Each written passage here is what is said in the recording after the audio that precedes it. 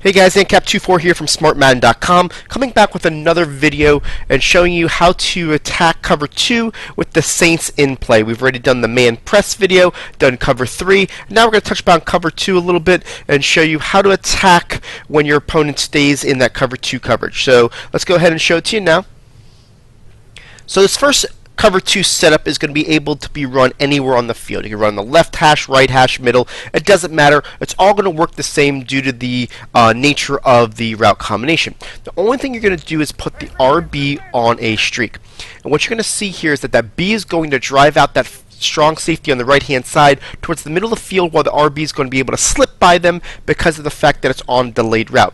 The only concern you're going to have here is the protection that you're going to do, because you're going to leave an empty backfield, but we'll show you the next setup to be able to combat that if your guy is doing any type of blitzes. So let's go ahead and run it now.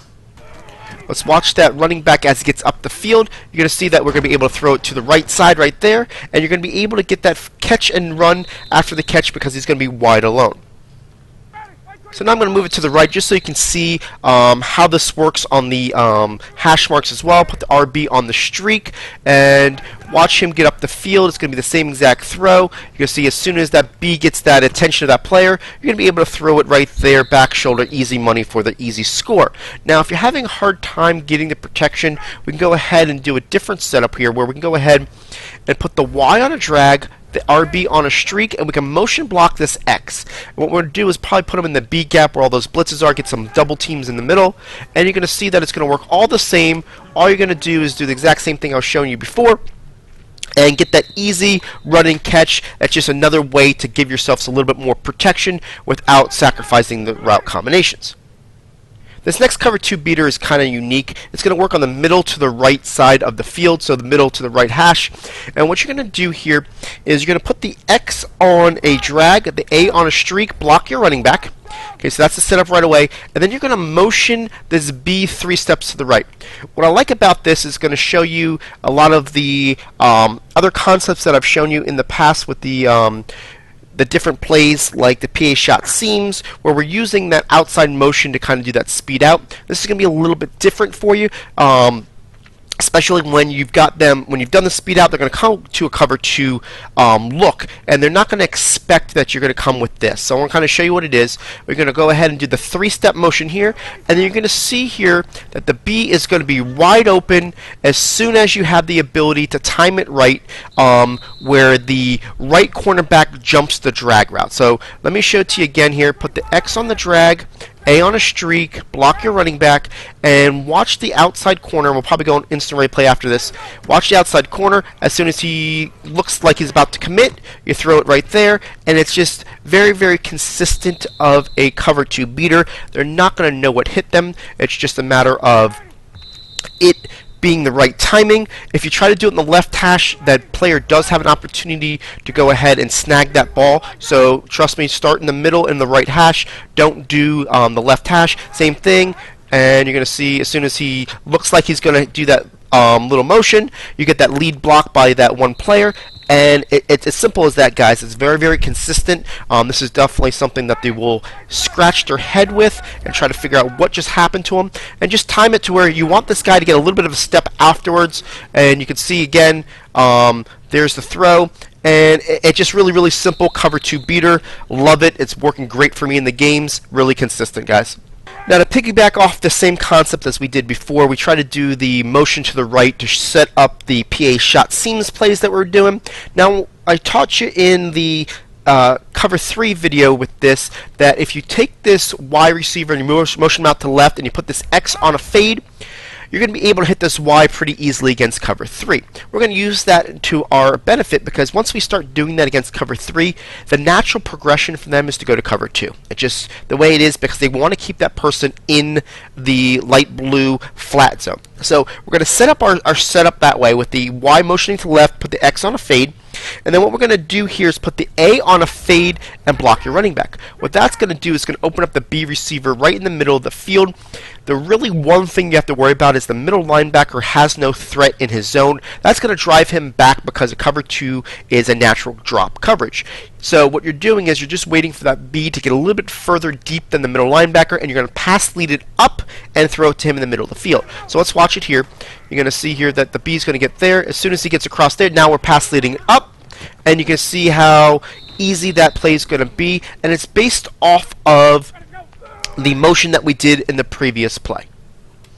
So now we're going to kind of do a setup that's going to put everything together for you against cover 2 and really just give your opponent really a headache. And so what we're going to do is we're going to do some fake motion to the left that is going to simulate the quick out play for the PA shot seams with our left outside running back, wide receiver, while being able to beat them over the top deep. So this is really the setup. We're going to put A on a streak, put the RB on a block, and we're going to put the X on a slant, and we're going to motion to the left. So the first way you can do it, you can definitely go ahead and put your player on the slant, and you're going to see that he's going to be able to get across there because everybody goes backwards on the slant. So the first thing you're going to see is your opponent's going to be like, he's going to be doing the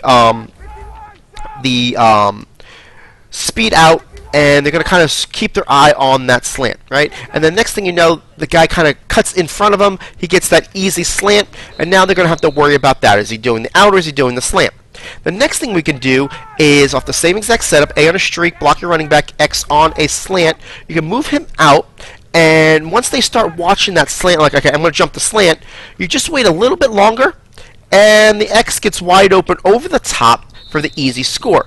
It's just one of those plays that you're trying to attack the user. The user is mostly always in the middle linebacker on cover 2, or if they feel more comfortable using a outside linebacker, or in this case a nickelback, it could be them, but for the most part it's usually the middle linebacker, and we're trying to attack him per se on this so that he goes ahead and says, you know what, I can't drop back anymore, I'm going to throw it to this slant, and then the next time, once we've done that once, we come back to it, the guy's eyes are going to light up like, oh gosh, I got this, I'm going to jump this, I baited him, and you know, the thing is we baited them instead of him baiting us. He jumps the X, we'll be able to throw it over the top to this player, and you know, next thing you know, the guy's sitting there feeling useless. I don't know how to cover this guy. Now, to go one step further, what we could do is do the same thing, A on a streak, X on a slant, and this time we can move him over, and what we can do is do this quick hit to this running back. You really want to get somebody frustrated? They don't know how to cover this. You know, it's one of those deals that we're really just going to put everything we've shown together all kind of right away, and because of cover 2, the way they back up, they're going to be able to not really figure that out. Now, if they're not sending anybody, you can definitely go ahead and hit the B over the top as well on this. I just don't like an empty backfield, like I said before. Just because of the fact that any type of blitzes, but you can definitely go ahead, set this up here, get the RB to come down there, and be able to throw this over the top as well for the catch and score, to really go ahead and just really give your guy a headache. Now we're going to look at the last cover 2 beater, and this is going to be the bumper route. Now, you know I've taught this bumper route before, where we take the Y, hits the sideline, he goes up the field.